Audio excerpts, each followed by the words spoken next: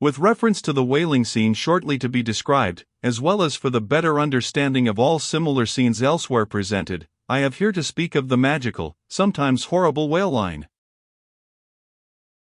The line originally used in the fishery was of the best hemp, slightly vapored with tar, not impregnated with it, as in the case of ordinary ropes, for while tar, as ordinarily used, makes the hemp more pliable to the rope maker, and also renders the rope itself more convenient to the sailor for common ship use, yet, not only would the ordinary quantity too much stiffen the whale line for the close coiling to which it must be subjected, but as most seamen are beginning to learn, tar in general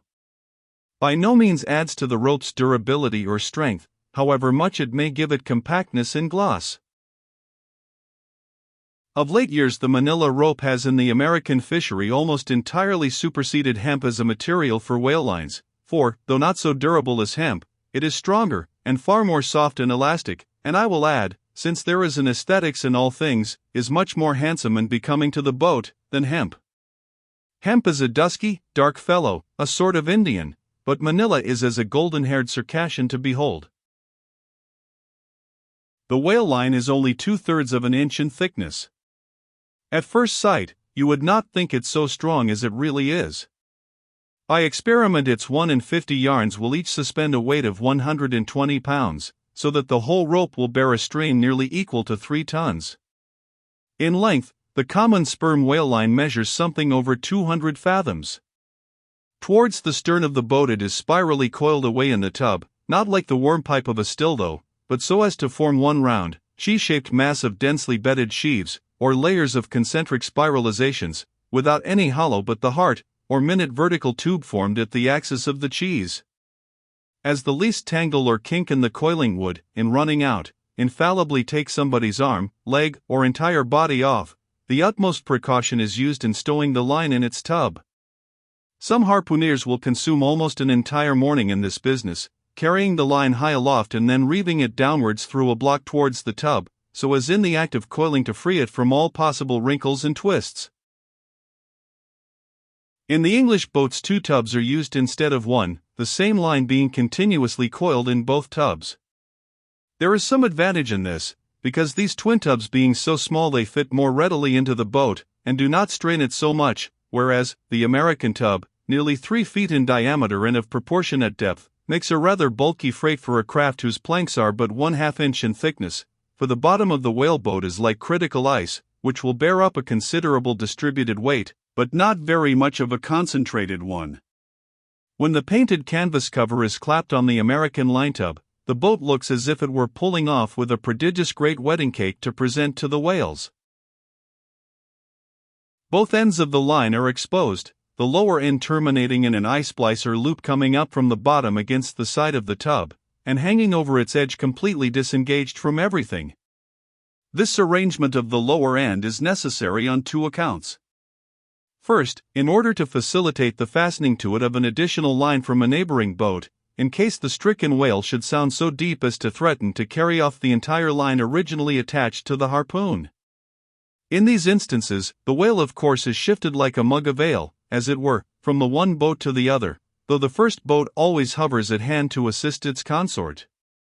Second, this arrangement is indispensable for common safety's sake, for were the lower end of the line in any way attached to the boat, and were the whale then to run the line out to the end almost in a single, smoking minute as he sometimes does, he would not stop there, for the doomed boat would infallibly be dragged down after him into the profundity of the sea, and in that case no town crier would ever find her again. Before lowering the boat for the chase, the upper end of the line is taken aft from the tub, and passing round the loggerhead there, is again carried forward the entire length of the boat, resting crosswise upon the loom or handle of every man's oar, so that it jogs against his wrist in rowing, and also passing between the men, as they alternately sit at the opposite gunwales, to the leaded chocks or grooves in the extreme pointed prow of the boat, or a wooden pin or skewer the size of a common quill prevents it from slipping out. From the chocks it hangs in a slight festoon over the bows, and is then passed inside the boat again, and some 10 or 20 fathoms, called boxline, being coiled upon the box in the bows, it continues its way to the gunwale still a little further aft, and is then attached to the short warp, the rope which is immediately connected with the harpoon, but previous to that connection, The short warp goes through sundry mystifications too tedious to detail. Thus the whale line folds the whole boat in its complicated coils, twisting and writhing around it in almost every direction. All the oarsmen are involved in its perilous contortions, so that to the timid eye of the landsman, they seem as Indian jugglers, with the deadliest snakes sportively festooning their limbs. Nor can any son of mortal woman, for the first time, seat himself amid those hempen intricacies, and while straining his utmost at the oar, bethink him that at any unknown instant the harpoon may be darted, and all these horrible contortions be put in play like ringed lightnings. He cannot be thus circumstanced without a shudder that makes the very marrow in his bones to quiver in him like a shaken jelly. Yet habit, strange thing! What cannot habit accomplish? Gayer sallies, more merry mirth, better jokes, and brighter repartees, you never heard over your mahogany, than you will hear over the half-inch white cedar of the whaleboat, when thus hung in hangman's nooses, and, like the 6 burghers of Calais before King Edward, the 6 men composing the crew pull into the jaws of death, with a halter around every neck, as you may say. Perhaps a very little thought will now enable you to account for those repeated whaling disasters, some few of which are casually chronicled, of this man or that man being taken out of the boat by the line, and lost. For, when the line is darting out, to be seated then in the boat, is like being seated in the midst of the manifold whizzings of a steam engine in full play, when every flying beam, and shaft, and wheel, is grazing you. It is worse, for you cannot sit motionless in the heart of these perils, because the boat is rocking like a cradle, and you are pitched one way and the other, without the slightest warning, and only by a certain self-adjusting buoyancy and simultaneousness of volition and action, can you escape being made a Mazeppa of, and run away with where the all-seeing sun himself could never pierce you out. Again, as the profound calm which only apparently precedes and prophesies of the storm, is perhaps more awful than the storm itself, for, indeed, the calm is but the wrapper and envelope of the storm, and contains it in itself, as the seemingly harmless rifle holds the fatal powder, and the ball, and the explosion, so the graceful repose of the line, as it silently serpentines about the oarsman before being brought into actual play, this is a thing which carries more of true terror than any other aspect of this dangerous affair. But why say more?